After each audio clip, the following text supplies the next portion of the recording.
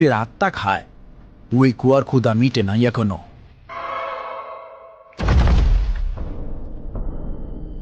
ভাইজান, ওই বাক্সটা।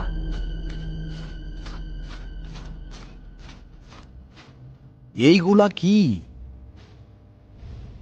আজ 13 বছর হলো আমার কলিজার টুকরা, আমার একমাত্র মেয়ে আরিয়াকে খুঁজে পাচ্ছি না।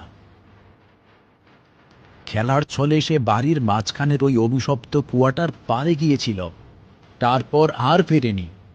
সবাই বলছে সে পানিতে ডুবে মরেছে, কিন্তু আমি ওর বাবা, আমি জানি ও মরেনি। ওই কুয়ো ওকে গিলে খেয়েছে। ওই কুয়োটা জীবন্ত। প্রতি রাতে আমি আরিয়ার কান্নার শব্দ শুনতে পাই। ওই কুয়োর ভিতর থেকে আমাকে ডাকে। বাবা, আমাকে বাঁচাও, আমার খুব কষ্ট হচ্ছে, এখানে খুব অন্ধকার, আমি নিঃশ্বাস নিতে পারছি না। বাবা, আমাকে বাঁচাও। আমি পাগল হয়ে গেছি। আমি কুয়োতে দড়ি ফেলেছি, লোক নামিয়েছি, কিন্তু ওর নরম শরীরটার কোনো চিহ্ন পাইনি। ওই কুয়ো একটা রাক্ষস। ও আমার মেয়েকে নিয়ে গেছে, ওর আত্মাটাকে আটকে রেখেছে। আমি আর সইতে পারছি না।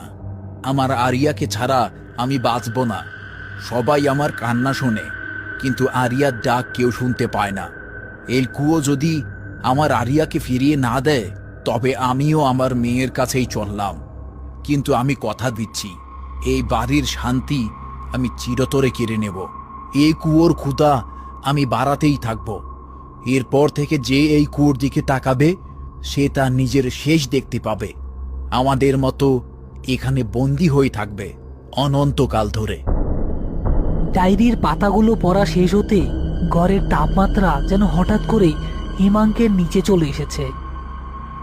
আরিফ আর সেলিম স্পষ্ট শুনতে পেল কুয়ার দিক থেকে একটা ছোট্ট মেয়ের কান্নার আওয়াজ তীব্র হয়ে ভেসে আসছে, এবং তার সাথে পানিতে কিছু একটা সজোরে আছড়ে পড়ার শব্দ হচ্ছে। সেলিম, পালা! ডায়েরিতে লেখা সব কথা সত্যি। ওই লোকটাও এই কুয়াতে ঝাঁপ দিয়া মরছিল। তাদের অতিরিক্ত আত্মা এই বাড়িতে ঘুইরা বেড়ায়, আর আইস তারা আমারে চায়। পালা! ঘরের দরজা বাইরে থেকে বন্ধ।